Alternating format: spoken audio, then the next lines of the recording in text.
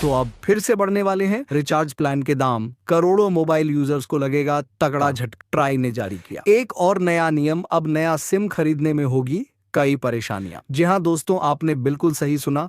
दरअसल जियो, Airtel, Vodafone idea एक बार फिर से अपने रिचार्ज प्लान की कीमतें 10% तक बढ़ाने जा रहे हैं दोस्तों। जैसा कि आप सबको याद ही होगा कि पिछले साल जुलाई महीने में इन सभी टेलीकॉम कंपनियों ने एक साथ मिलकर अपने रिचार्ज प्लान की कीमतों को 20 से 25% तक बढ़ा दिया था, जिसके बाद इन तीनों ही कंपनियों को काफी ज्यादा नुकसान भी हुआ था। देश के लगभग 2 करोड़ से ज्यादा यूजर्स ने अपना सिम बीएसएनएल कंपनी में पोर्ट करवा लिया था, और कुछ लोग तो ऐसे भी थे जिन्होंने इन कंपनियों का सिम इस्तेमाल करना ही छोड़ दिया था। और अब इतना बड़ा कारनामा करने के बाद भी इन तीनों कंपनियां एक बार फिर से रिचार्ज को बढ़ाने जा रही है। दोस्तों, अगर फिर से रिचार्ज प्लान के दाम बढ़ाए गए तो ऐसे में देश की जनता क्या करेगी? ऐसी स्थिति में लोगों के पास सिर्फ 2 ही ऑप्शन बचेंगे, या तो वह अपना सिम बीएसएनएल में पोर्ट करवा लेंगे या फिर इन कंपनियों को इस्तेमाल करना ही छोड़ देंगे। दोस्तों, कुल मिलाकर बात की जाए तो आखिर यह पूरा मामला क्या है, और ये सभी प्राइवेट टेलीकॉम कंपनियां अपने रिचार्ज प्लान की कीमतें क्यों बढ़ाना चाहती हैं, यह पूरी खबर जानेंगे आज की इस वीडियो में। लेकिन इस वीडियो में आगे बढ़ने से पहले अगर आप हमारे चैनल पर पहली बार आए हैं तो इस वीडियो को एक लाइक करके चैनल को सब्सक्राइब जरूर कर दीजिए, जिससे आगे आने वाली सभी नई वीडियो सबसे पहले आप तक पहुंच सके। तो चलिए आज की इस वीडियो को शुरू करते हैं। दरअसल कुछ मीडिया रिपोर्ट से जानकारी सामने आ रही है। इसके अलावा देश की प्राइवेट टेलीकॉम कंपनियां भी इस बात की ओर इशारा कर रही हैं कि हमारे देश में एक बार फिर से रिचार्ज प्लान की कीमतों में बढ़ोतरी होने जा रही है। जिस प्रकार इन तीनों कंपनियों के द्वारा जुलाई महीने में रिचार्ज प्लान को लेकर 20 से 25% की बढ़ोतरी की गई थी, और अब एक बार फिर से यह खबर सुनने में आ रही है कि देश की प्राइवेट टेलीकॉम कंपनियों के द्वारा सभी रिचार्ज प्लान लगभग 10% तक बढ़ोतरी की जा सकती है। दोस्तों, अगर यह तीनों ही टेलीकॉम कंपनियां एक बार फिर से रिचार्ज प्लान की कीमतें बढ़ा देती हैं, तो यह रिचार्ज कीमतों में बढ़ोतरी करने वाली देश की नंबर 1 टेलीकॉम कंपनियां बन जाएगी, और इसका सबसे बड़ा प्रभाव हम जैसे गरीब लोगों पर देखने को मिलेगा। क्योंकि जहां एक ओर हम सब 300 रुपए का रिचार्ज प्लान करवाने में डरते हैं, ऐसे में अगर रिचार्ज कीमतों में बढ़ोतरी हो जाती है तो हम 400 से 500 रुपए का रिचार्ज प्लान कैसे खरीद पाएंगे? इस वक्त कुछ लोगों के मन में सवाल आ रहा होगा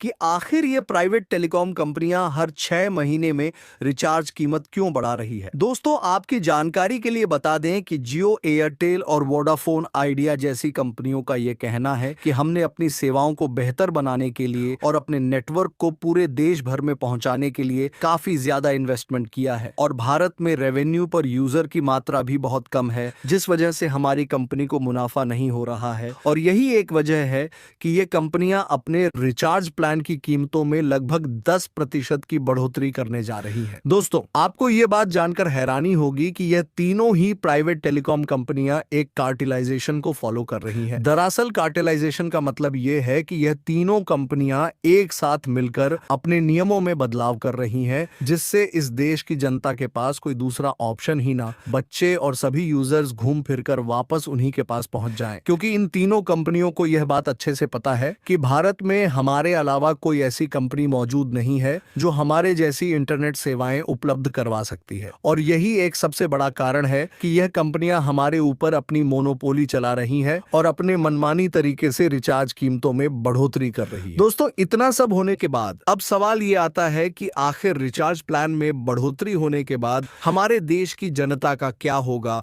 आखिर देश के गरीब यूजर्स कहां जाएंगे? क्योंकि आजकल हर एक काम ऑनलाइन माध्यम से इंटरनेट के जरिए किया जाता है। ऐसे में अगर इंटरनेट का प्राइस बढ़ा दिया जाएगा तो फिर देश की आम जनता क्या करेगी? ऐसे में कुछ लोगों के मन में सवाल आ रहा होगा कि हम सब बीएसएनएल की तरफ शिफ्ट हो जाएंगे, लेकिन बीएसएनएल अभी इस पोजीशन में नहीं है कि वह पूरे देश में हाई स्पीड इंटरनेट को उपलब्ध करवा सके। क्योंकि आप में से जो लोग बीएसएनएल का इस्तेमाल कर रहे, उन्हें यह बात अच्छे से पता होगी कि आज भी देश में कुछ ऐसे इलाके मौजूद है जहां पर घर के अंदर जाते ही बीएसएनएल अपनी कनेक्टिविटी छोड़ देता है। दोस्तों, अब ऐसी उम्मीद लगाई जा रही है कि जियो अपने 5G ग्राहकों को निशाना बनाने वाला है, क्योंकि अभी तक तो हम सब सिर्फ 4G इंटरनेट का पैसा दे रहे थे और हमें उसी में अनलिमिटेड 5G सुविधा दी जा रही थी। लेकिन अब जियो धीरे धीरे अपने 5G रिचार्ज प्लान में बढ़ोतरी करने की ओर बढ़ रहा है। दोस्तों, अगर देखा जाए तो इन टेलीकॉम कंपनियों ने अपने टॉवर्स को लगाने में काफी ज्यादा खर्च किया है। ऐसे में इन कंपनियों को पैसा कमाने का पूरा हक है, लेकिन इसी के साथ इन कंपनियों को लोगों के लिए ऑप्शन भी जरूर देना चाहिए, ताकि जो लोग इंटरनेट का इस्तेमाल नहीं करते हैं वह केवल वॉइस वाले रिचार्ज प्लान को खरीद सके। इसके अलावा जो लोग वॉइस कॉल का इस्तेमाल नहीं करते हैं वह सिर्फ और सिर्फ इंटरनेट वाले रिचार्ज प्लान को खरीद सके। लेकिन यह कंपनियां मुनाफा कमाने के चक्कर में इतना ज्यादा डूब चुकी है कि इन्हें ग्राहकों की कोई भी समस्या नजर नहीं आ रही है। और टेलीकॉम कंपनियों का यह कहना है कि अगर हम ऐसा कोई भी रिचार्ज प्लान लॉन्च करते हैं जिसमें सिर्फ और सिर्फ कॉलिंग की सुविधा मौजूद हो, तो इससे हमें काफी ज्यादा नुकसान होगा और हम इस डिजिटल जमाने में और भी ज्यादा पीछे चले जाएंगे। साथियों, हम सबका सरकार से सिर्फ यही कहना है कि देश की गरीब जनता को एक ऑप्शन जरूर देना चाहिए, जिससे लोग अपनी अपनी जरूरत को पूरा कर सके, क्योंकि आज ये टेलीकॉम कंपनियां जनता के ऊपर जबरदस्ती इंटरनेट का भार डाल रही हैं। इससे कहीं ना कहीं हम सबको भारी नुकसान हो रहा है। इसके अलावा एक और बड़ी बात आपको बता दें कि ये कंपनियां अपने रिचार्ज प्लान में वॉइस कॉल और इंटरनेट के अलावा कुछ OTT प्लेटफॉर्म और कुछ सब्सक्रिप्शन भी ऐड कर देती है,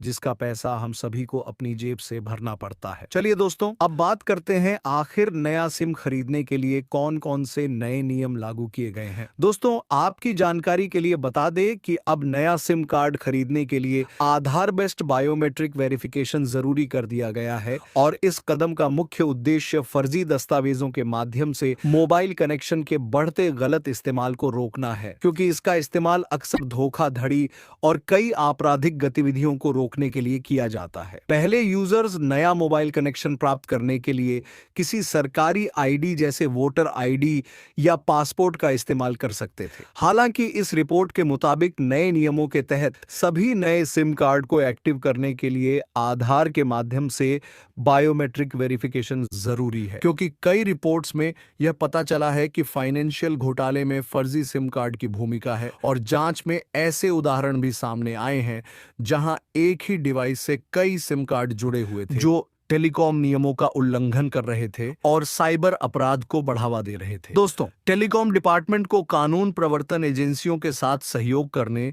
और अपराधियों की पहचान करने के लिए AI टूल का लाभ उठाने का निर्देश दिया है, जबकि नकली दस्तावेजों का इस्तेमाल करके सिम कार्ड जारी करने वाले रिटेल विक्रेताओं को कड़ी कार्रवाई का सामना करना पड़ेगा। दोस्तों, अब मोबाइल नेटवर्क की सुरक्षा बनाए रखने और नागरिकों को धोखाधड़ी से बचाने के लिए सरकार इन कदमों को उठा रही है। बाकी आपका जियो एयरटेल और VI के बारे में क्या कहना है, अपनी राय कमेंट करके जरूर बताइए और इस वीडियो को अपने दोस्तों के साथ जरूर शेयर कीजिए, ताकि उन्हें भी इस नई जानकारी के बारे में पता चल सके।